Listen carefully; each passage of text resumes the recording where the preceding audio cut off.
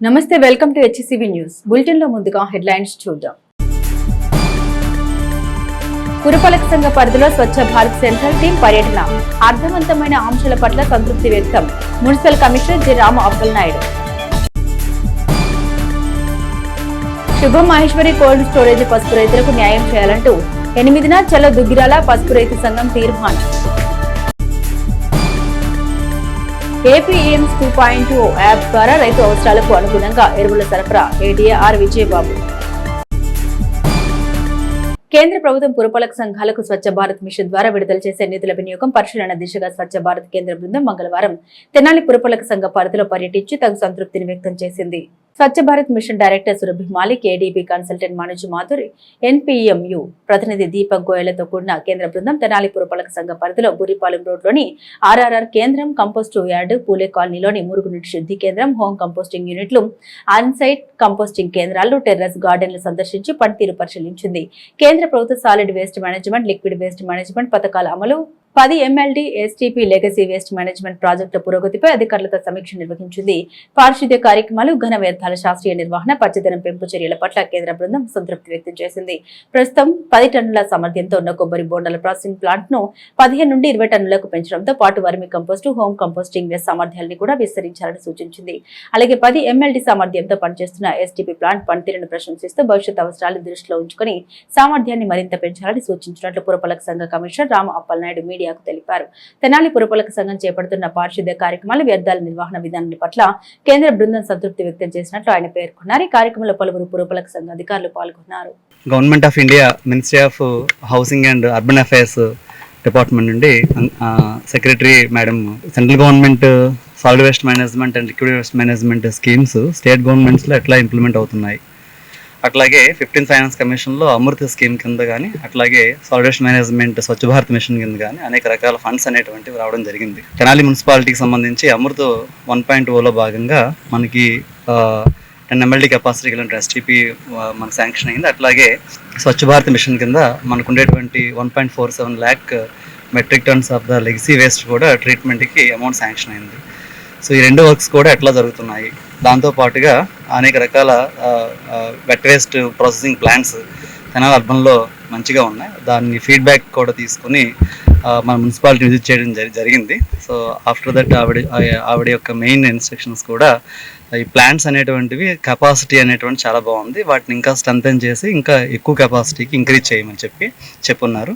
ఆ రకంగా ఇప్పుడు 10 ton కెపాసిటీ ఉన్నటువంటి కోకోనట్ 15 tons 20 tons కింద, అట్లాగే window composting and vermi composting, home composting ఇవన్నీ కలిపి ఒక 25 tons వరకు వస్తుంది. దాన్ని 40 tons వరకు ఇంక్రీజ్ చేసి రాబోయే స్వచ్ఛ రూల్స్ 2026 ప్రకారంగా మనకి solid waste management rules April 1 నుండి దేశవ్యాప్తంగా మనకి 4 types ఆఫ్ బిన్స్ అనేటువంటివి ఇంప్లిమెంట్ చేయాలి ప్రతి హౌస్ హోల్డ్ కూడా. అట్లాగే బల్క్ వే జనరేటర్స్ అనేటువంటి అంటే 50 kgs కంటే అబవ్ ఆర్ 100 kgs కంటే అబవ్ ఉన్నటువంటి వాళ్ళు ఎవరైతే ఉన్నారో వాళ్ళందరూ కూడా వాళ్ళ వేస్ట్ని వెట్ వేస్ట్ అంతా కూడా వాళ్ళే ప్రాసెస్ చేసుకోవాలి.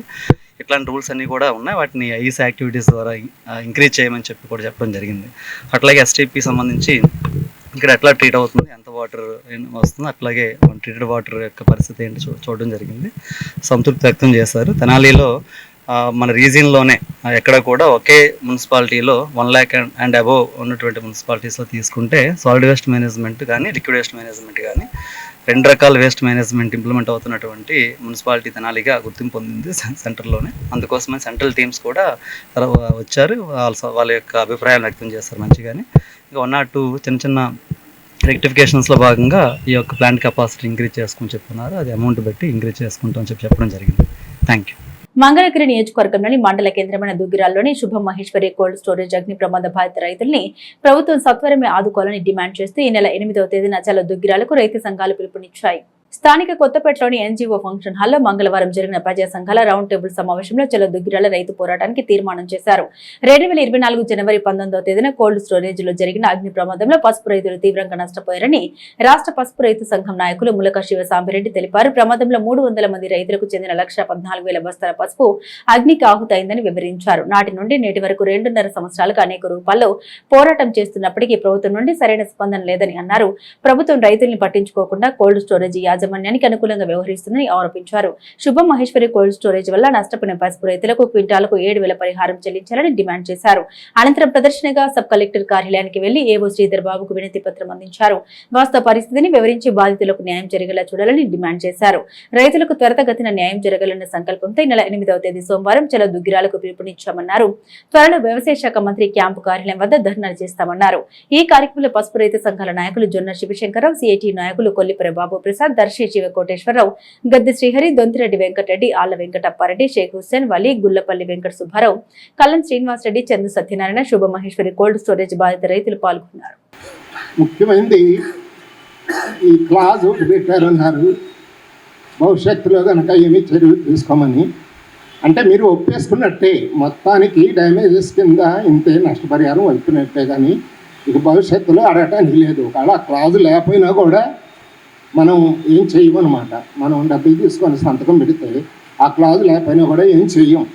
సో తీసుకోవటం లేదనేదే కానీ ఇది కాదు. నెక్స్ట్ ఇప్పుడు ఏం చేయాలి? లీగల్గా మనం చేయగలిగింది పెద్దగా లేదు, కానీ ఉద్యమపరంగా చేస్తే కనుక అందరూ సక్సెస్ అవుతారు. అందరూ అన్ని పార్టీల వాళ్ళు ఇప్పుడు పంచాయతీ ఎలక్షన్లు రాబోతున్నాయి.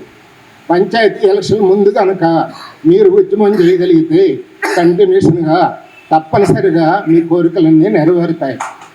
కాబట్టి లీగల్గా, అంటే నేను లీగల్గా కాకుండా ఈ పోరాటాల్లో కూడా పాల్గొంటూ ఉంటాను. కాబట్టి ఈ మీటింగ్ పెడతాం సరైన సమయం. మీటింగ్ కాకుండా భవిష్యత్తు కార్యక్రమాన్ని ఇక్కడే కనుక తీసుకుంటే, ఇప్పుడు బాగా వేడెక్కుంది, నేను పేపర్లో చూస్తున్నాను, మీకు అన్నీ మీ కోరికలు తీరుతాయి, ఆ విధంగా చేస్తారని చెప్పి నేను కోరుకుంటున్నాను. ఒకనాటి ప్రతిపక్ష నాయకులు గారు, ఇవాళ ముఖ్యమంత్రి గారు మీకు ఇచ్చినటువంటి లెటర్స్ మీద మీరు ఏం చర్యలు తీసుకున్నారు, ఎంతవరకు వచ్చింది, ఏం చేశారో మాకు రిప్లై ఇవ్వండి. ఆ లెటర్లు ఆ రకంగా చేయడానికి రాజ్యాంగం లేదంటే లేదని చెప్పండి. ఒకవేళ రాజ్యాంగంలో ఉంది చేయాలంటే చేస్తామని చెప్పండి. ఆ స్పష్టత ఇష్యూని క్లించ్ చేసి కరెక్ట్గా ఈ టైంలో మేము చేస్తామని చెప్పాలి. ఇప్పటిదాకా మీరు ఇన్సూరెన్స్ కంపెనీతోటి వాళ్ళతోటి వీళ్ళతోటి ఏం మాట్లాడాలి ఎన్నో భాగం. అట్లాగే రైతులు కూడా పోలీస్ స్టేషన్లో కేసు పెట్టారు. ఇప్పుడు ఆ పోలీస్ స్టేషన్కి వెళ్ళి ఆ స్టేషన్ ఆఫీసర్ని మేము పెట్టినటువంటి పోలీస్ కేసు ఏమైంది, ఎఫ్ఐఆర్ కట్టావా, ఛార్జ్ షీట్ పెట్టావా, ఫైల్ చేసావా, పంపించావా, ఇప్పటికే నువ్వు పంపిస్తావా, ఆ పని చేయాల్సిన అవసరం. అట్లాగే మనము మార్కెట్ అధికారులు సాక్షాత్తు మంత్రి సమక్షంలో ఒప్పందం చేసుకున్నాం. మంత్రి సమక్షంలో, ప్రభుత్వ అధికారుల సమక్షంలో చేసుకున్న ఒప్పందానికి ఈ రాజ్యాంగబద్ధంగా విలువ ఉందా లేదా?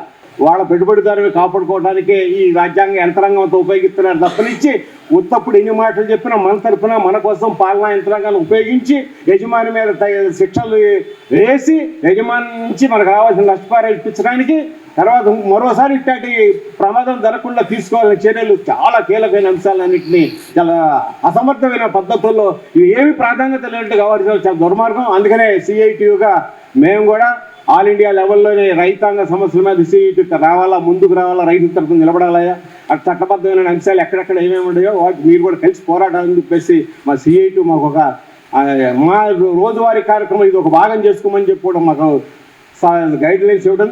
ఎమ్మెల్సీ లక్ష్మణరావు గారు, మన జొన్న శివశంకర్ గారు, నేను, మన కృష్ణయ్య గారు, ప్రభాకర్ రెడ్డి గారు అంతా కూడా ఆనాడు చీఫ్ సెక్రటరీ గారి దగ్గరికి పోయాం. ఆయన ఏం చెప్పాడంటే, ఏంటి పసుపు తగలబడిందా, ఏందో ప్రపంచం ఇంతలాగిందే అన్నాడు.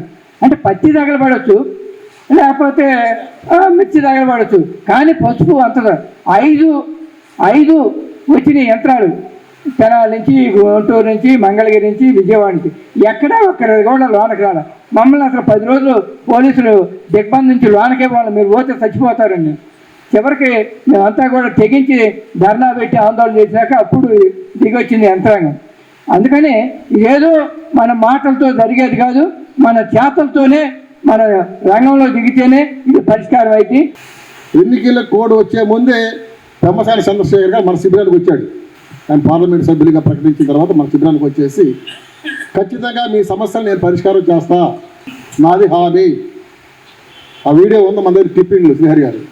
సరే ఎన్నికలు అయిపోయిన తర్వాత ప్రభుత్వాలు మారినాయి. సరే మనందరం లక్క ఆనంద బాబుని పట్టుకొని, చంద్రశేఖర్ గారిని పట్టుకొని ఏదో ప్రాసెస్ చేసి అచ్చిన దగ్గరికి వెళ్ళారు. ఒక అగ్రిమెంట్ అయ్యా మనం 13,400 పసుపు రేటు. మన అగ్రిమెంట్ అయ్యే నాటికి 13,400 రూపాయలు అగ్రిమెంట్ అయినా కూడా సగానికి సగం నష్టపోయినా కూడా 7,000 రూపాయలకి మనం ఒప్పందం అయ్యి వచ్చిన కాడికి అని చెప్పి మనం రంగంలోకి వస్తే వాస్తవంగా ఇన్సూరెన్స్ డబ్బులు ఎవరెవరు చెప్పినా ఇన్సూరెన్స్ డబ్బులు రావాల్సి వచ్చినాయి. ఇంకా మనకి చెప్పారు రెంట్ల పేరు మీద ఆ పేరు మీద ఈ పేరు మీద 6,80,00,000 సుమారు 7 కోట్ల రూపాయలు ఇన్సూరెన్స్ క్లెయిమ్ మన రైతుకు రావాలి. ప్లస్ కోల్డ్ స్టోరేజ్ యజమాని 10 కోట్ల రూపాయలు మనకి ఇస్తాను ఒప్పందం. ఆయన ఇప్పుడు 7 కోట్లు ఇస్తానంటున్నాడు. ఆ 7 కోట్లు ఇస్తాను, ఆ 6,80,00,000కి మీకు సంబంధం లేదు, మీరు 5,000 రూపాయల చొప్పున తీసేసుకొని వెళ్ళిపోండి. మీకు మీ వారసులు మీ పిల్లలు ఎవరో ఏ విధమైన భవిష్యత్తులో మా మీదగా లావాదేవీలకు వెళ్ళడానికి వీలేదని చెప్పి సంతకం పెట్టి ఇవ్వండి అని చెప్పేసి రసీదు పెమ్మసాని చంద్రశేఖర్ ఆఫీస్ దగ్గర నుంచి మనకు చెప్తా ఉన్న పరిస్థితి. ఇది న్యాయమేనా? సరుకిస్తే అతి తీసుకోవాలి, సరుకు తీసుకోకుండా అతి తీసుకోవటం ఏంది అసలు? ఇదేంటి అతి ఇప్పించేవాళ్ళు ఎవరు? ఐఏఎస్లు ఐపీఎస్లు వాళ్ళు పెద్ద పెద్ద చదువులు చదివి పెద్ద పెద్ద పుస్తకాలు చదివి అతనికి నష్టపోకూడదంట. నష్టం ఎవరు పోతారు? రైతుకైనా న్యాయం జరిగితే అతనికి న్యాయం చేయండి, తప్పులేదు. ఇతనికి చేసి అతనికి చేయండి. ఈడుకోవడం మట్టి కొట్టు పాఠం, వాళ్ళకని న్యాయం చేయటం. అసలు ఇది ఏం పద్ధత? అసలు ఏ జ్ఞానం నేర్పిందో మాకు అంతు పడుతుందా? సరుకు రిటర్న్ అప్ చెప్పకుండా అద్దె కడతాం ఏంటి? అసలు ఇప్పించిన వాళ్ళు ఎవడు? అసలు ఆఫీసర్లు ఎవడు? అసలు ఆ టీం అని చెప్పింది ఎవడు? అధికారులు దీంట్లో అప్పటికి బాగా కొమ్ము కాసి మనలందరినీ రైతుల్ని బాగా ఇబ్బంది పడటానికి వాళ్ళు ప్లాన్ చేస్తున్నారు. వాళ్ళు ఎటువంటి చర్యలు తీసుకోకపోగా అతని మీద మనల్ని రైతుల్ని బ్లేమ్ చేస్తున్నారు. వాళ్ళు అంటే ఏమన్నా వాళ్ళని అధికారులని మనందరం ప్రశ్నించుకోవాల్సిన అవసరం కూడా ఉంది. రైతుల్లో ఈ ఐక్యత లేదనేది వాళ్ళ పెద్ద ఉపయోగం. కొంతమందికి ఇచ్చేస్తే ఇక మిగతా వాళ్ళు రారు, బయటికి రారని వాళ్ళే డైరెక్ట్గా చెప్పుకుంటున్నారు. అంటే మనం అందరం ఏమనాలి? మనం కలిసి ఉండకపోతే, ఉద్యమం చేయకపోతే అతను బాగా న్యాయం చేసేటట్టు ఉన్నారు. అతనికి మనల్ని మట్టికి అన్యాయం చేసేస్తారు. మనకి ఇస్తామన్న 7,000 అనేది ఆఖరికి ఒక మినిస్టర్ గారే చెబుతున్నాడు. అతను రాసిన లెటర్ తప్పు, దాని మీద మీరు సంతకాలు పెట్టొద్దని ఒక మినిస్టర్ గారు చెప్తాడు. ఒక మినిస్టర్ గారే ఉన్నా మీరు సంతకాలు పెట్టి డబ్బులు తీసుకోండి అంటారు. అసలు ఎవరికి కూడా వాళ్ళకే కోఆర్డినేషన్ లేదు మినిస్టర్లకి. అంటే ప్రభుత్వ అధికారులకి, ప్రభుత్వ అధినేతలకే కోఆర్డినేషన్ లేనప్పుడు రైతులను ఎందుకు ఇబ్బంది పెడుతున్నారు? ఏపీ ఎయిమ్స్ 2.0 యాప్ ద్వారా రైతులు వారు సాగు చేసే పంటలకు అనుగుణంగా ఎరువులు కొరత లేకుండా సరఫరా చేయనున్నట్లు వ్యవసాయ శాఖ ఏడీఏ ఆర్ విజయబాబు పేర్కొన్నారు. స్థానిక వ్యవసాయ మార్కెట్ యార్డు ప్రాంగణంలోని వ్యవసాయ శాఖ కార్యాలయంలో ఖరీఫ్ వరి సాగు ఎరువుల యాజమాన్య పద్ధతిపై మండల స్థాయి, గ్రామ స్థాయి వ్యవసాయ శాఖ సిబ్బందికి, ఎరువుల షాపుల వారికి ఏడీఆర్ విజయబాబు పర్యవేక్షణలో అవగాహన కార్యక్రమం నిర్వహించారు.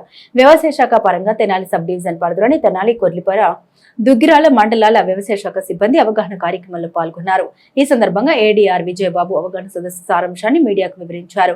సబ్ డివిజన్ పరిధిలోని రైతుల వివరాలు, వారు సాగు చేసే పంట వివరాలు, సాగు విస్తీర్ణం, అన్ని వివరాలు ఏపీ ఎయిమ్స్ 2.0 యాప్ లో నిక్షిప్తమై ఉంటాయని, డేటా ప్రకారం రైతులకు అవసరమయ్యే ఎరువులు సకాలంలో సరఫరా చేస్తామన్నారు. మారుతున్న పరిస్థితులను బట్టి యూరియా వాడకం తగ్గించే విషయంలోనూ రైతులకు అవగాహన కల్పిస్తామన్నారు. మండల ఏవో సుధీర్బాబు, కొల్లిపర ఏవో ఎన్ శ్రీనివాసరెడ్డి, ఎరువుల వ్యాపారులు పాల్గొన్నారు. ఏపీ ఎయిమ్స్ 2.0 అనే యాప్ ద్వారా ఈ యొక్క 1B అంటే 2025 సంవత్సరము ఖరీఫ్, రబీ సీజన్లకి సంబంధించి రైతు సోదరులందరిది కూడా ఈ యొక్క ఏపీ ఎయిమ్స్ యాప్లో నిక్షిప్తమై ఉన్నాయి. అలాగే అట్ ప్రజెంట్ కూడా మన ఆర్ఎస్కే పరిధిలో ఉన్నటువంటి గ్రామ వ్యవసాయ సహాయకుల ద్వారా ఈ యొక్క ఫార్మర్ రిజిస్ట్రేషన్ ప్రక్రియ కూడా కొనసాగుతూ ఉంది.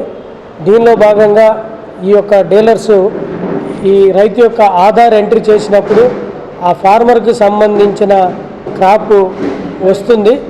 సాగు చేసే ప్రతి ఒక్క రైతుకి కూడా ఈ యొక్క ఎరువు అనేది అందించడం జరుగుతుంది. ముఖ్యంగా యూరియా, డిఏపి అనేది ఎక్కడ కూడా కొరత లేదు. రైతులు ప్యానిక్ అవ్వాల్సిన సందర్భం కూడా లేదు.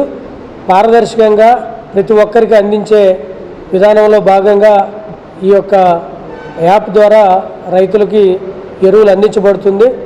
రైతులు కానివ్వండి, డిపార్ట్మెంట్ కానీ, ఆనరబుల్ మినిస్టర్ గారు కానివ్వండి, అలాగే అగ్రికల్చర్ మినిస్టర్ గారు, ఆనరబుల్ సీఎం గారు ఈ యొక్క కన్జంప్షన్ కూడా తగ్గించాలి అనే అంశంలో రైతులకు కూడా మేము రేపు 5వ తారీఖు నుంచి కూడా మేము క్యాంపెయిన్ మోడ్లో యూరియా వాడకాన్ని తగ్గించడంలో అవేర్నెస్ ప్రోగ్రామ్స్ అనేది కూడా ఆర్గనైజ్ చేయడానికి ప్లాన్ చేసుకోవడం జరిగింది. మనం మొక్కలు సస్టైన్ కావడానికి ఈ గ్రీన్ మెన్యూర్ కూడా ఎంకరేజ్ చేయడం జరిగింది. అట్లాగే పిఎండిఎస్లు కూడా కిట్స్ అనేవి కూడా మనము చాలా వరకు సబ్ డివిజన్ పరిధిలో ఎక్కువ మొత్తంలో రైతులను ఎంకరేజ్ చేసి ఇవ్వడం జరిగింది. ఏపీఎంస్ ఫార్మర్ రిజిస్ట్రేషన్ అనేది మనం స్మార్ట్ మొబైల్స్ ఉన్న రైతులందరూ సోదరులకు కూడా చేయడం జరుగుతుంది. మన తెనాలి మండలాన్ని ఇంకొంచెం అందరూ కూడా రైతు సోదరులందరూ కూడా దీనికి కొద్దిగా సహకరించాలని తెలియజేస్తున్నాను. అదేవిధంగా ఏంటంటే పిఎం కిసాను సంబంధించి ఇంకేదైనా రైతు సోదరులకి రానట్లయితే మనం ఒకసారి చెక్ చేస్తాము. దీనికి సంబంధించి మన మండల ఆఫీస్ నందు చెక్ చేసిన తర్వాత ఎక్కడైతే రైతుకి ఆగిపోయిందో దాన్ని రెక్టిఫై చేసే విధంగా కూడా మనం తెలియజేస్తాము. కాబట్టి రైతు సోదరులకు ఇది కూడా తెలియజేస్తామండి. ఇంకోటి ఏంటంటే పచ్చిరొట్ట ఎరువులు ఇప్పుడు సూపర్ ఎల్నినో అంటున్నారు కాబట్టి సైంటిస్టులు మన ఈ సూపర్ ఎల్నినోకి సంబంధించి తట్టుకోవాలంటే మనం ఏదైతే పచ్చిరొట్ట ఎరువులు కానీ పిఎండిఎస్ కిట్స్ ఒక 15 రకాలు కలిపి 15 కేజీలు ఒక కిట్లా తయారు చేయడం జరిగింది. దాన్ని 1500 రూపాయలు. అదేవిధంగా దానిలో తగ్గించుకునే విధంగా కూడా ఉంది. ఒక 7 రకాలే మనకి కలుపుకొని తగ్గించుకునే విధంగా కూడా మనం అది రెడీ చేసాము. రైతు సోదరులందరూ కూడా ఈ పిఎండిఎస్ కిట్స్ కూడా అందరూ వినియోగించుకోవాలని తెలియజేయటం. ఎందుకంటే మనకి ఈ పిఎండిఎస్ కిట్స్ చేయటం వల్ల నీటిని నిలుపుకునే శక్తి ఎక్కువ ఉంటుంది. మనకి భూసారం పెరుగుద్ది. పచ్చిరొట్ట వల్ల కూడా భూసారం మనకి పెరిగే అవకాశం ఉంటుంది. కాబట్టి రైతు సోదరులందరూ ఈ సంవత్సరం మనకి సూపర్ ఎల్నినో ఉంది కాబట్టి ఏదో ఒక పచ్చిరొట్ట ఎరువులకు సంబంధించి భూమిలో మనం ఇన్కార్పొరేట్ చేసే విధంగా ఉండాలని రైతులకు కూడా తెలియజేయటమైందండి. భవిష్యత్తులో ఆటోనగర్లో ఎటువంటి విపత్తులు ప్రమాదాలు చోటు చేసుకోకుండా ఒక టీమును ఏర్పాటు చేసి ఆ టీం ద్వారా సర్వే చేయించి తగు జాగ్రత్తలు సూచనలు చేయనున్నట్లు తెనాలి మండల తహసీల్దార్ కెవి గోపాలకృష్ణ పేర్కొన్నారు. తెనాలి మండలంలోని ఆటోనగర్లో ఇటీవల చోటు చేసుకున్న భారీ అగ్ని ప్రమాదం నేపథ్యంలో అటువంటి సంఘటనలు పునరావృతం కాకుండా ఆటోనగర్లో ఉన్న సుమారు 500 సంస్థలను పరిశీలించేందుకు మంగళవారం వివిధ శాఖల అధికారులతో సమావేశం నిర్వహించారు. సమావేశ సారాంశాన్ని మండల తహసీల్దార్ కెవి గోపాలకృష్ణ మీడియాకు వివరించారు. ఈ సమావేశంలో ఎంపీడీఓ అత్తోడ దీప్తి, వివిధ శాఖల అధికారులు, జనసేన పార్టీ నాయకులు తోటపూడి వెంకట రమణారావు, మహమ్మద్ ఇస్మాయిల్ బేగ్ తదితరులు పాల్గొన్నారు. సరళతర వ్యాపార సరళి, ఆ సరళతర వ్యాపార వాణిజ్య సిస్టమ్ ఏదైతే వచ్చిందో ఈజ్ ఆఫ్ డూయింగ్ బిజినెస్ లో చాలా ఈజీగా అయిపోయింది. అంటే మనకి అంతకుముందు గతంలో సింగిల్ కోర్టులను వచ్చేసింది. అది నాకు తెలిసి 2015లో వచ్చింది. అంటే అది ఏకగవాక్ష పర్మిషన్ అనమాట. అంటే ఒక చోట పర్మిషన్ పెట్టేసామంటే త్రూ ఇండస్ట్రీస్ డిపార్ట్మెంట్ ద్వారా అది ఏ డిపార్ట్మెంట్కి వెళ్ళాలి, ఎవరెవరు పర్మిషన్లు ఇవ్వాలి మొత్తం కూడా టచ్ అవ్వకుండా వచ్చేస్తుంది. సో మనం ఎక్కడ కూడా గవర్నమెంట్ ఆఫీసులకు వెళ్ళేసి పాత రోజులకి పడిగా చేయాల్సిన పని లేదు. సింగిల్ పోర్టల్ ద్వారా మీరు అప్లై చేసిస్తే మనకి అన్ని పర్మిషన్స్, రిక్వైర్డ్ పర్మిషన్స్ అన్ని కూడా ఏమేమి కావాలో అవన్నీ కూడా ఇస్తున్నారు. అసలు మెయిన్లీ యాక్సిడెంట్స్ జరుగుతున్నాయి అంటే main 98% they are due to human failure, human error, మానవ తప్పిదాల వల్లే జరుగుతున్నాయి. ఇక 2% అంటారా అవి న్యాచురల్ కలామిటీస్. సాక్షన్ డౌన్లో ఉండాలంటే వైరింగ్ సరిగా ఉండాలి, అంతా ఇన్సైడ్ పైపుల్లో ఉండాలి. ఇవన్నీ కూడా పరిశీలించి వాళ్ళకి సేఫ్ జోన్ వాళ్ళకి కనుక అటువంటి తరఫీలు ఇస్తే అటువంటి అన్నీ కూడా వాళ్ళకి చేపిస్తే వాళ్ళు చక్కగా వాళ్ళ పనులు చేసుకుంటారు. అదే కాకుండా ఇక్కడ ప్రమాదం సపోజ్ షార్ట్ సర్క్యూట్ జరిగితే మంట రాని వస్తువు అనేది 100కి 90 చోట్ల మంట వచ్చే వస్తువులే ఉంటాయి. ఏంటంటే ఆయిల్, వేపలు, అనేక రకాల వస్తువులు. కాబట్టి ఇవన్నీ మీరు యాజమాన్యం అధికారులు దృష్టిలో ఉంచుకొని వాళ్ళకి లైసెన్స్ ఇప్పించడం అనేది కూడా అంత లైసెన్సులు తీసుకొని చేసే పనులే పెద్దగా ఉండవు. ఇక్కడ అంతా కలిసి వర్క్ చేసుకునేవాళ్ళే, కూలీ చేసుకునేవాళ్ళే, వెంట వస్తే బాగు చేసుకుంటారు, ఎమ్మడే పంపించేస్తారు. అలాగే చిన్న చిన్న వస్తువులు తయారు చేసుకుంటున్నారు. పెద్ద పెద్ద ఇండస్ట్రీస్ అనేది ఇక్కడే పెద్దగా లేవు. కాబట్టి ఈ అధికారులు ఇక్కడున్న ఆటోనగర్ సభ్యులందరి మీద సానుభూతితో వాళ్ళకి సేఫ్ జోన్లో ఉండే విధంగా వాళ్ళకి తర్ఫీదించి ఆ ప్రకారంగా ఎలక్ట్రిసిటీ డిపార్ట్మెంట్ వాళ్ళని కూడా ఎలక్ట్ చేసి వాళ్ళు వచ్చి పరిశీలించి ఈ వైద్యుకి ఇలా కాదు ఇలా చేసుకోమని చెప్పి చెప్పడం, అలాంటివన్నీ చేస్తే మనం ప్రమాదం నివారించడానికి మనం దారి చూపించిన వాళ్ళు అవుతాం. ఒక షాప్ నుంచి, ఒక బ్రాండ్ షాప్ నుంచి ఒక ఇళ్ళ మధ్యలో పెట్టా, లేకపోతే ఇంకేదైనా ప్లాస్టిక్ మెటీరియల్ తెచ్చి ఇళ్ళ మధ్యలో పెట్టా, ఒక హాస్పిటల్లో సేఫ్టీ లేకపోయినా, ఒక స్కూల్లో సేఫ్టీ లేకపోయినా, ఒక ఇండస్ట్రీలో సేఫ్టీ లేకపోయినా, ప్రమాదం చిన్నదే జరిగేది ఎక్కడైనా, ఏ ప్రమాదం అయినా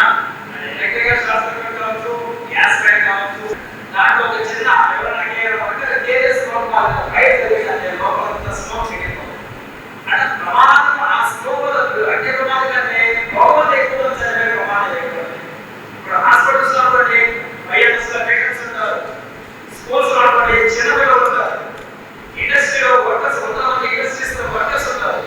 ఆ లోపల ఎక్కడ ఫైట్ జరిగి బయటకు వచ్చే దారి మనకు తెలియకపోతే ఇండస్ట్రీలో ఒక యూనిట్ పనిచేస్తారు. ప్యాకింగ్ యూనిట్ అని మిషనరీ యూనిట్ అని హాస్పిటల్లో ఐసీయూలో స్కూల్స్ లో పిల్లలు బయట చాలా మంది ఉన్నారు. ఈ షాప్ అక్కడ షాప్ లో పెద్ద షాపులు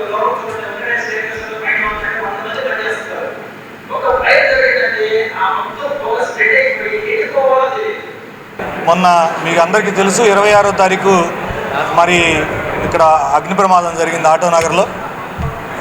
మరి ఇందులో అగ్ని ప్రమాదం జరిగి ఒక అదృష్టం ఏంటంటే ఎవరికి ఏ ఇబ్బంది జరగలేదు. అది అదృష్టంగా భావించినా ఏదేమైనప్పటికీ ఇక భవిష్యత్తులో మన తెనాలి ఆటోనగర్ ప్రాంతంలో ఎటువంటి ఇబ్బంది జరగకుండా తగు జాగ్రత్తలు తీసుకోవడం ఎలా అనే దాని మీద మరి గౌరవనీయులైన మంత్రివర్యులు శ్రీ నాదెండ్ల మనోహర్ సార్ మా అందరికీ అధికారులందరికీ దిశానిర్దేశం చేశారు.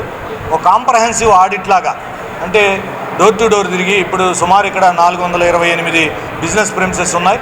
మరి అనాథరైజ్డ్గా తీసుకుంటే కూడా మొత్తం మీద ఓవరాల్గా 500 ఉంటాయి అనేది మాకున్న సమాచారం.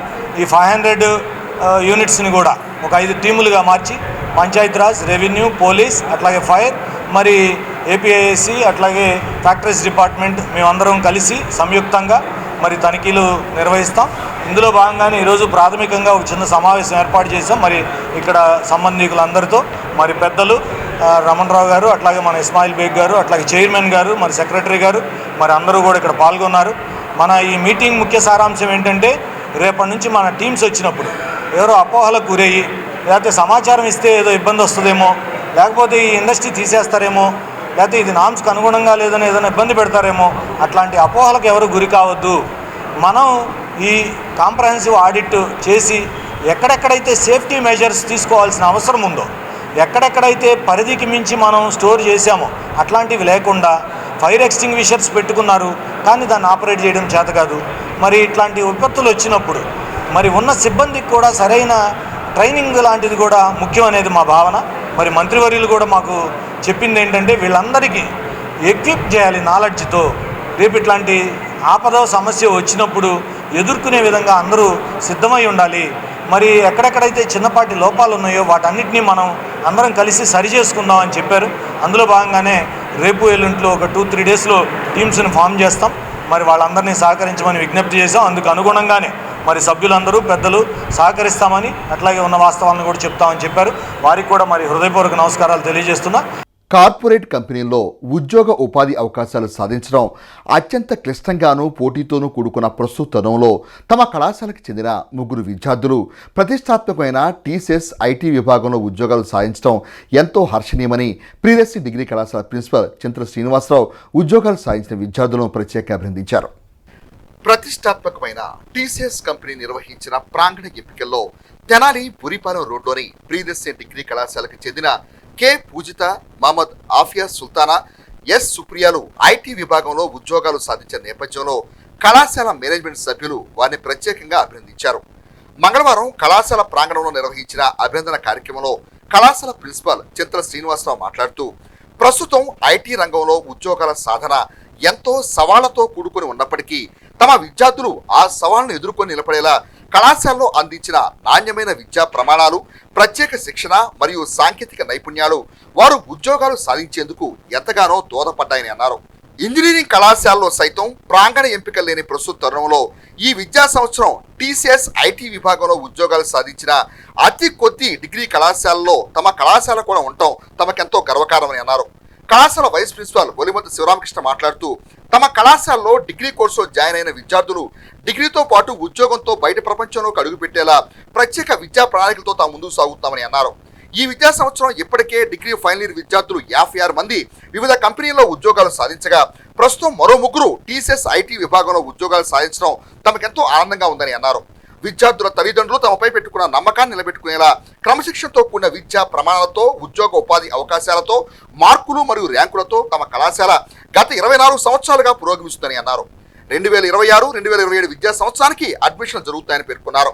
ఉద్యోగాలు సాధించిన విద్యార్థులు మాట్లాడుతూ మల్టీనేషనల్ కంపెనీలో ఉద్యోగాలు సాధించేలా తమ కళాశాలలో తొలి సెమిస్టర్ నుండి నిర్వహించే ప్రత్యేక శిక్షణ తమ ఉద్యోగాలు సాధించడానికి ఎంతగానో దోహదపడ్డాయని అన్నారు.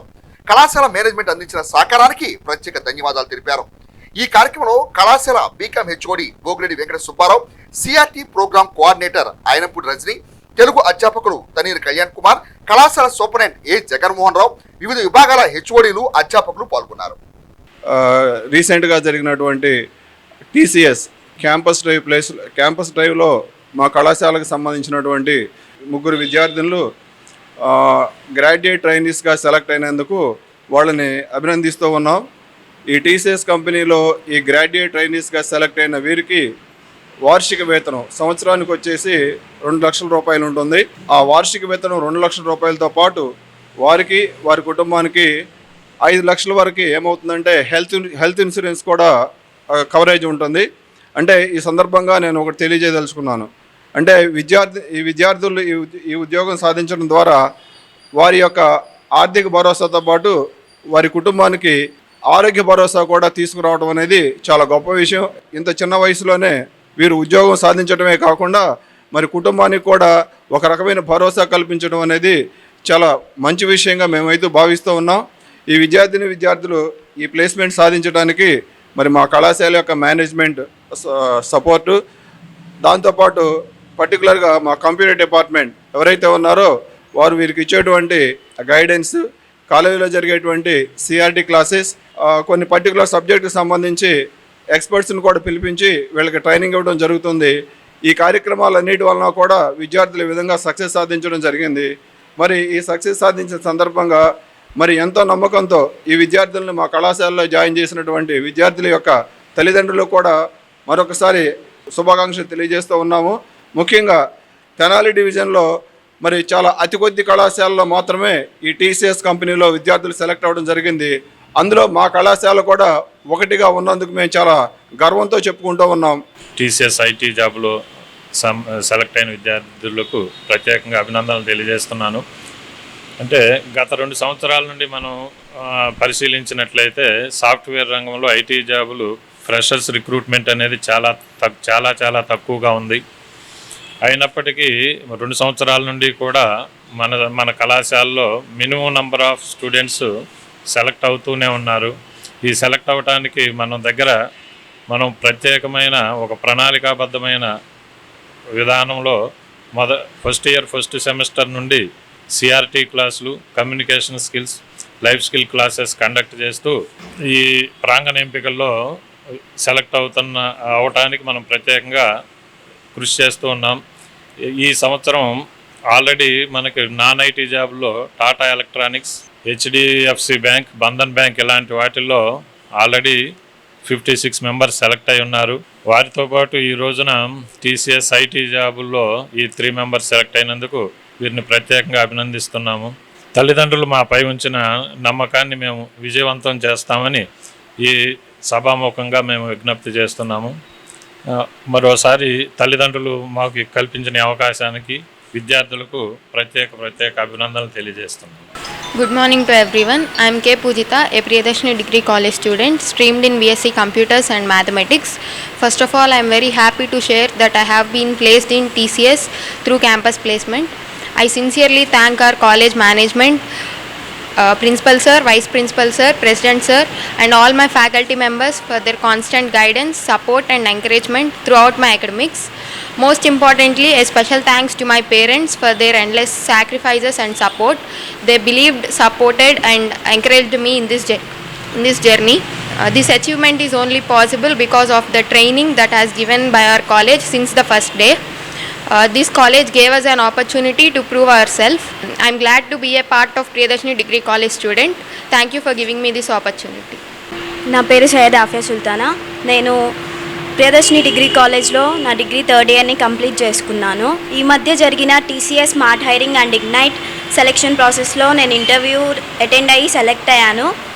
దీనికి మెయిన్ రీజన్ మా కాలేజ్ మేనేజ్మెంట్ మాకు ఇచ్చిన training. First semester first year నుంచి మాకు సిఆర్టీ క్లాసెస్ కండక్ట్ చేసి ప్రతి వీక్ మాక్ ఇంటర్వ్యూస్ కండక్ట్ చేసి మమ్మల్ని బాగా ట్రైన్ చేసి ఇంటర్వ్యూ కాన్ఫిడెంట్గా అటెండ్ అయ్యేలా చేశారు. అండ్ ఇంకో మెయిన్ రీజన్ మా ఫ్యామిలీ మెంబర్స్ నన్ను ఇంతలా సపోర్ట్ చేసి నేను ఈ పొజిషన్లో ఉన్నానంటే they are the reason. I want thank them who are the credit holders of my achievement. Thank you for this opportunity. So నా పేరు సుప్రియ, నేను చక్రేపాలెం అనే గ్రామం నుంచి వచ్చాను. సో ఈ మధ్య జరిగిన 2025-2026 టీసీఎస్ స్మార్ట్ అండ్ ఇగ్నైట్ హైరింగ్లో నేను మా ఫ్రెండ్స్ మిగతా అందరూ హైదరాబాద్ వెళ్ళి ఇంటర్వ్యూ అటెండ్ అయ్యాము. దాంట్లో మేము ముగ్గురం సెలెక్ట్ అయ్యాము. దానికి నేను చాలా హ్యాపీగా ఫీల్ అవుతున్నాను. సో నేను విలేజ్ బ్యాక్గ్రౌండ్ నుంచి వచ్చినా కూడా నాకు ప్రియదర్శిని డిగ్రీ కాలేజ్లో నేర్పించిన స్కిల్ డెవలప్మెంట్ అలాగే కమ్యూనికేషన్ క్లాసెస్ వల్ల నేను ఈ ఇంటర్వ్యూ క్రాక్ చేయగలిగాను. Special thanks to our principal sir, ఎందుకంటే వేరియస్ కంపెనీస్ని మా కాలేజ్కి ఇంటర్వ్యూస్ అటెండ్ అవ్వడానికి సార్ ఎంతో కృషి చేస్తున్నారు. అలాగే very special thanks to hour Amareswara Rao sir. So ఆయన ఫస్ట్ డే నుంచి మాకు సిఆర్టీ క్లాసెస్లో చాలా ఎక్కువ హెల్ప్ చేశారు. అలాగే కాన్సెప్ట్ ఎలా నేర్చుకుని ప్రాబ్లమ్స్ ఎలా సాల్వ్ చేయాలి విత్ ఇన్ గివెన్ టైంలో అని సార్ బాగా చెప్పారు. అండ్ అలాగే very special thanks to Rajani madam and Aparna madam. So mock interviews కానీ కమ్యూనికేషన్ ఎలా మాట్లాడాలి, సెల్ఫ్ కాన్ఫిడెంట్గా ఎలా ఉండాలి అని ఫస్ట్ డే నుంచి మాకు ట్రైన్ చేశారు. అండ్ అలాగే నందకిషోర్ సార్, ఇంగ్లీష్ సార్, ఆయన మాకు ఫస్ట్ డే నుంచి ఇంగ్లీష్ అనేది ఎలా ఉండాలి, గ్రామటికల్ మిస్టేక్స్ ఉన్నా లేకపోయినా నువ్వు ఎలా చెప్పాలనుకుంటున్నావు అనే దాంట్లో ఆయన మాకు కరెక్ట్ చేసి హెల్ప్ చేశారు. And very special thanks to our parents. Thank you for giving this opportunity. Dalit క్రైస్తవులకు ఎస్సీ హోదా కల్పించాలని కేంద్ర ప్రభుత్వం ఏర్పాటు చేసిన జస్టిస్ కేజీ బాలకృష్ణన్ కమిషన్కు దళిత క్రైస్తవులు తమ సాధక బాధకలను ఈమెయిల్ ద్వారా తెలియచేయాలని ఎస్సీ ఎస్టీ బీసీ మైనార్టీ ఐక్యవేదిక నాయకులు పిలుపునిచ్చారు.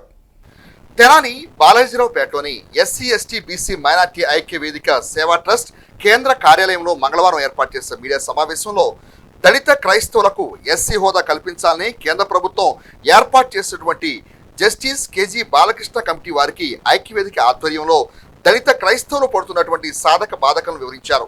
కమిషన్కు సంబంధించినటువంటి ఈమెయిల్ ద్వారా ప్రతి ఒక్కరూ కూడా వారి యొక్క విన్నపాలను తెలియజేయాల్సిందిగా ఐక్యవేదిక నాయకులు పిలుపునిచ్చారు.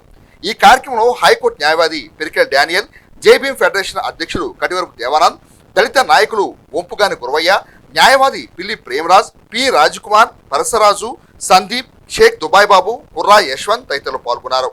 ఐక్యవేదిక అధ్యక్షుడు అఖిదాస్ కిరణ్ కుమార్ కార్యక్రమాన్ని పర్యవేక్షించారు. అసలు క్రిస్టియానిటీ ఎక్కడి నుంచి వచ్చిందండి? క్రిస్టియానిటీ వచ్చింది ఎందుకు అంటే ఆ రోజుల్లో చాలామంది దళితుల్ని గుళ్ళలోకి రానిచ్చేవాళ్ళు కాదు. ఆ రోజుల్లోనే కాదు, ఈవెన్ నౌ చాలామంది రానివ్వడం లేదు. అది సత్యం. అది రానివ్వడమే కాదు, వాళ్ళు దాడులు జరుగుతూ ఉండే, ఎందుకున్నా మీరు వచ్చేది గుళ్ళలోకి అని చెప్పేసి. సో వాళ్ళు ఏంటంటే ప్రత్యామ్నాయంగా క్రిస్టియానిటీ వాళ్ళు రమ్మన్నారు కాబట్టి వాళ్ళు వెళ్ళారు. దాంట్లో నిజంగా ఎవరైతే గుళ్ళల్లోకి రానివ్వకుండా ఈ క్రిస్టియానిటీని పెంచి పోషించిన వాళ్ళ మీద మీరు చర్యలు తీసుకోవాలి దమ్ముంటే. దానిని వదిలిపెట్టి ఎవరో ఫ్రీగా ఇస్తున్నారు, అది ఇస్తున్నారు, ఇది ఇస్తున్నారు కాబట్టి వాళ్ళు క్రిస్టియానిటీలోకి వెళ్ళిపోతున్నారు అని చెప్పేసి అనవసరమైన మాటలు చెప్పడం వేస్ట్. మతం మారితే కులం మారుతుందా? రిజర్వేషన్ దేనికి ఇచ్చారండి? యాక్చువల్గా ఎస్సీ రిజర్వేషన్ దేనికి ఇచ్చారు? సామాజికంగా వాళ్ళు అభివృద్ధి చెందాలి అన్న దానికోసం. మరి సామాజికంగా ఎంతో వెనుకబడినారు ఇప్పటికి కూడా. చాలామంది ఏంటంటే వాళ్ళు ఉన్నత స్థితిలోకి వచ్చారు కాబట్టి నో రిజర్వేషన్స్ అన్నారన్నమాట. ఉన్నత స్థితిలోకి వచ్చేదేంటి? ఎంతమంది లేని వాళ్ళు రిజర్వేషన్ వద్దు అంటున్నారు కొంతమంది. రిజర్వేషన్ వద్దు, definitely I'm also against the reservations, but one nation one school దాన్ని ఎందుకు మీరు పాటించడం లేదు? గవర్నమెంట్ స్కూల్లో చదివిన అబ్బాయికి మరి అన్ని లక్షల పోసి చదివిన అబ్బాయికి ఒకటే పేపర్ ఇస్తారు కదా, ఎలా వస్తుందండి మార్కులు వాళ్ళకి? దట్ ఈస్ ద రీజన్ వీళ్ళకి రిజర్వేషన్ ఇచ్చారు. ఆ మాత్రం కూడా తెలుసుకోకుండా రిజర్వేషన్ చెప్పి ఎందుకు ఏడుస్తారు? ఇప్పుడు ఓసీలకు కూడా డబ్బులు లేవు కదా అని చెప్పేసి కొంచెం లిమిటేషన్ పెట్టేసి వాళ్ళకి ఇస్తున్నారు. మరి అది కూడా రిజర్వేషన్ కదా, మొత్తం తీసేయండి. అసలు రిజర్వేషన్ అనేది తీసేసేయండి. బట్ అందరినీ దేశంలో ఉన్న ప్రతి ఒక్కళ్ళని గవర్నమెంట్ స్కూల్కి పంపించండి. అది బెస్ట్. అది అంటే ఎవరైతే క్రిస్టియానిటీని పాటిస్తూ ఉంటున్నారో, ఎవరైతే చర్చిలకు వెళ్తున్నారో, ఎవరైతే బోధిస్తున్నారో, మొన్న జరిగింది కూడా వాళ్ళకి మీరు బీసీసీ సర్టిఫికేట్ ఇస్తున్నారు, అవునా? అటువంటప్పుడు ఇది కేవలం ఈ దళితులకే సంబంధించిందా? ఓసీలో ఎంతమంది మరి పాస్టర్లుగా మారడం లేదు? చాలామంది కమ్మ, రెడ్డి, బ్రాహ్మిన్స్, నాయుడు, మరి వీళ్ళలో కూడా మంచి పెద్ద మరి పాస్టర్స్ ఉన్నారు కదా, వాళ్ళకి మీరు ఓసీఏ ఉంచుతున్నారా లేకపోతే బీసీసీ ఇస్తున్నారా? అది చెప్పండి. ఎందుకు కేవలం దళితులనే మీరు ఈ వివక్షత దేనికి? ఇప్పుడు జస్టిస్ కేజీ బాలకృష్ణ గారిని ఒక కమిటీ ఏర్పాటు చేశారు. అసలు యూ స్టడీ ద థింగ్స్, వాళ్ళకి ఇవ్వాలా వద్దా అని చెప్పేసి వాళ్ళకి ఒక కమిటీ వేశారు. ఆ కమిటీకి విన్నపించుకోవడానికి జీమెయిల్ ద్వారా మరి వీళ్ళు మన కిరణ్ వాళ్ళు వీళ్ళంతా కూడా ఒక స్టెప్ తీసుకుని పంపించడానికి రెడీ అయ్యారు. కాబట్టి ఈ ఎస్సీ బీసీ మైనార్టీ సంస్థ తరఫున ఇది సక్సెస్ఫుల్ కావాలని కోరుకున్నాను. డాక్టర్ బిఆర్ అంబేద్కర్ గారు 1949 నవంబర్ 26వ తారీఖున రాజ్యాంగం ఆమోదించబడినప్పుడు లేనటువంటి ఆర్టికల్ 341 కాజ్ 3 1950లో అక్రమంగా చేర్చబడింది. అక్రమంగా చేర్చబడినటువంటి ఆర్టికల్ 341 కాజ్ 3 ఏం చెబుతుందంటే షెడ్యూల్ కులాల్లో ఉన్నటువంటి ఎస్సీలను పరిగణనలో తీసుకోవాలంటే ఓన్లీ హిందూ మతంలో ఉన్నటువంటి వ్యక్తులను మాత్రమే తీసుకోవాలని చెప్పేసి ఆర్టికల్ 341 కాజ్ 3 చెప్పడం జరిగింది. హిందూ మతంలో ఉన్నారు కాబట్టే హిందూ మతంలో ఉన్నటువంటి షెడ్యూల్ కులాల వారిని మీరు అణగదొక్కుతున్నారు, అట్టడుగు వర్గాలుగా చూస్తున్నారు, నిమ్న జాతులుగా చూస్తున్నారు, అంటరాని వారుగా చూస్తున్నారు. కాబట్టి నన్ను నా జాతిని అంటరాని వారుగా చూసేవాళ్ళు, నాకు అవసరం లేదు ఈ మతం అని చెప్పేసి సిక్కు మతంలోకి, బౌద్ధ మతంలోకి, క్రైస్తవ మతంలోకి ఎస్సీలో ఉన్నటువంటి షెడ్యూల్ కులాల్లో ఉన్నటువంటి వ్యక్తులు వెళ్ళటం జరిగింది. కానీ సిక్కు మతస్థులో ఉన్నటువంటి అగ్ర కులాలలో మొత్తాన్ని ఎస్సీ షెడ్యూల్ కులాల్లో చేర్చలేదు. సిక్కు మతస్థులో ఉన్నటువంటి ఎవరైతే అణగారిన వర్గాలలో ఉన్నారో, ఎవరైతే అణచివేయబడినటువంటి ఉన్నారో, ఎవరైతే అస్పృశ్యతకు గురైనటువంటి ఉన్నారో, ఎవరైతే వివక్షతకు గురైనటువంటి వారు ఉన్నారో వాళ్ళని మాత్రమే సిక్కు మతస్థులో ఉన్నటువంటి వారిని షెడ్యూల్ కులాల్లో చేర్చడం జరిగింది.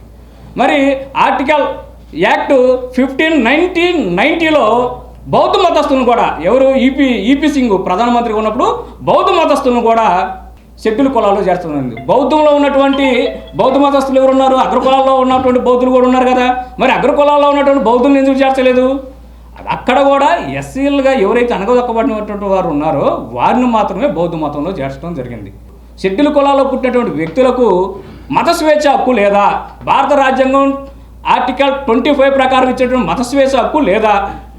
దీని మీద పార్లమెంట్లో చర్చించి అత్యధిక ఎంపీల ద్వారా ఆమోదించబడి 341 ప్రకారం దళిత క్రైస్తవులని షెడ్యూల్ కులాల్లో చేర్చాల్సిందిగా మేము కోరటం జరుగుతుంది.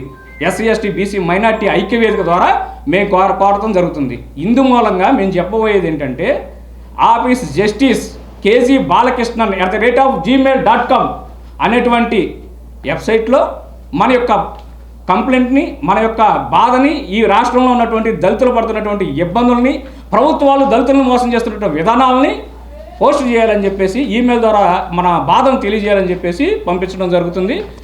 దళిత క్రిస్టియన్లు అంటేనే ఒకప్పుడు మాలామాదిగలు అనుకునేవాళ్ళు. అట్లాంటి దాన్ని ఈ క్రైస్తవుని కూడా ఏదన్నా మా చిన్నప్పుడు పండగ జరిగితే మాలామాదిగలే చూసుకునేవాళ్ళు.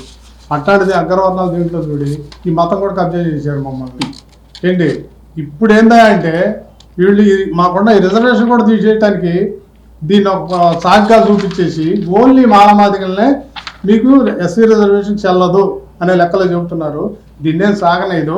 ఎందుకంటే భారతదేశం మొత్తం ఉద్యమం చేస్తాము, వెనక దగ్గర పని లేదు. దళిత క్రైస్తవులని ఎస్సీలోనే ఉంచాలని డిమాండ్తో మేము ఉద్యమం చేస్తాం. పార్లమెంట్లో దీన్ని చట్టబద్ధత కల్పియాలా, వాళ్ళు సుప్రీంకోర్టు ఇచ్చిన తీర్పుని వెనక్కి తీసుకోవాలా, ఇదే మా డిమాండ్. మతం మారినా కూడా కులం మారదు. కాబట్టి ఇప్పుడు ఉన్నటువంటి పరిస్థితుల్లో ఏ విధంగా అయితే ఎస్సీ కులాల్లో ఉన్నటువంటి ప్రతి ఒక్కరు కూడా అంటరానితనాన్ని అమానుషత్వంగా ఎంతో బాధ కలిగించినా కూడా వారు అప్పుడు ఉన్నటువంటి పరిస్థితుల దృష్ట్యా క్రిస్టియానిటీలోకి వెళ్ళి చదువుకొని మంచి ఉద్యోగాలు, వ్యాపారాల్లో కూడా వారి యొక్క దైనందిన జీవితం ముందుకు సాగిపోయారు. కానీ వారికి ఉన్న అవమానాలు అన్నీ కూడా బాధపడతానే ఉన్నారు, అన్నీ వారికి ఎదురవుతానే ఉన్నాయి. వాటన్నిటి దృష్ట్యా కూడా దళిత క్రైస్తవులందరికీ కూడా ఎస్సీ హోదా కల్పించాలని కోరుతూ మేమందరం కూడా పెద్ద ఎత్తున ఈ ఉద్యమానికి పూనుకున్నాం.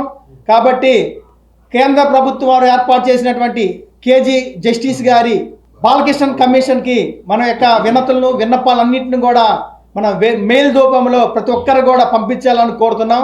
సామాజిక సేవాభిలాషి షేక్ మాలిక్ మాతృమూర్తి షేక్ కాసింభిని స్మరించుకుంటూ అన్నార్థులకు అన్నదాన సేవలు నిర్వహించడం ద్వారా మాలిక్ మిత్రులు ఆనందం వ్యక్తం చేశారు. స్థానిక రైల్వే స్టేషన్ వద్ద గల శ్రీ శివలింగేశ్వర భక్త బృంద సేవా సమితి ప్రాంగణంలో మంగళవారం యువ క్రికెట్ అకాడమీ నిర్వాహకులు షేక్ మాలిక్ మాతృమూర్తి షేక్ కాసింబి 6వ వర్ధంతిని పురస్కరించుకుని అన్నార్థులకు అన్నదాన సేవలు నిర్వహించారు. కార్యక్రమాన్ని ఉద్దేశించి జనసేన నాయకులు న్యాయవాది హరిదాసు గౌరీశంకర్ మాట్లాడారు. శివలింగేశ్వర భక్త బృంద సేవా సమితి అన్నదాన సేవ చేయాలనుకునే వారికి చక్కటి సహకారం అందిస్తుందని అన్నారు. సామాజిక సేవలకు ప్రాధాన్యమిచ్చే మాలిక్ తల్లిని స్మరించుకుంటూ అన్నదాన సేవలు నిర్వహించడం ద్వారా సేవ స్ఫూర్తిని చాటారని అన్నారు. ఈ కార్యక్రమంలో కాసింబి కుటుంబ సభ్యులు, మాలిక్ శ్రేయోభిలాషులు, సేవా సమితి సభ్యులు పాల్గొన్నారు. తొలుత కాశింపి చిత్రపటం చెంత పువ్వులుంచి ఘనంగా నివాళులర్పించారు. షేక్ బాకర్ గారి సతీమైనటువంటి అలాగే నా సోదరుడు మిత్రుడు అన్ని విషయాల్లో కూడా నాకు తోడుగా ఉండేటువంటి మాలిక్ తల్లి గారు అయినటువంటి షేక్ కాశింపి గారి 6వ వర్ధంతి సందర్భంగా మరి స్థానిక రైల్వే స్టేషన్ సెంటర్లో శివలింగేశ్వర స్వామి భక్త బృంద ఆధ్వర్యంలో మరి జరిగేటువంటి కుర్రాసీను గారి నిర్వహించేటువంటి ఈ కార్యక్రమంలో మరి వారి వర్ధంతి సందర్భంగా ఇక్కడ మాలిక్ అన్నదాన కార్యక్రమం ఏర్పాటు చేశారు. చాలా సంతోషం. ఎందుకంటే మనం దాదాపుగా ఒక 5 సంవత్సరాల నుంచి చూస్తూనే ఉన్నాం.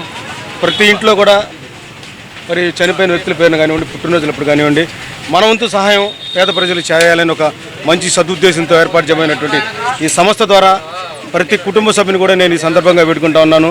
10 మందికి అన్నం పెడితే మనకి మన కుటుంబానికి మంచి జరుగుతున్న ఒక సదుద్దేశంతో ఏర్పాటు చేయబడ్డాం. కాబట్టి ప్రతి సంవత్సరం కూడా ఆనవాయితీ ప్రకారం మాలిక్ గారు వాళ్ళ తల్లిగారి సంవత్సరం జనం జరుపుకోవడం అనేది జరుగుతుంది. అందులో భాగంగా ఈరోజు రైల్వే స్టేషన్ సమీపంలో ఇక్కడ పాదచారులకు ఇలా అన్నదానం చేయటం చాలా మంచి విషయంగా భావిస్తున్నాను.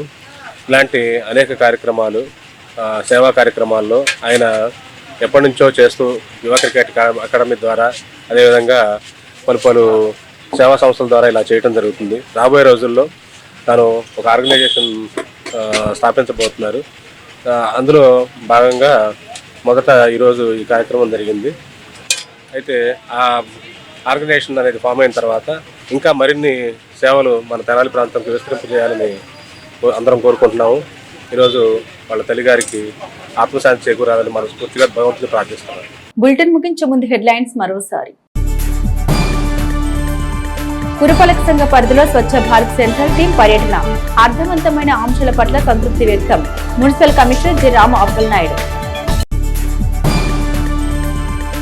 శుభం మహేశ్వరి కోల్డ్ స్టోరేజ్ పసుపు రైతులకు న్యాయం చేయాలంటూ 8న చల్ల దుగ్గిరాల పసుపు రైతు సంఘం తీర్మానం.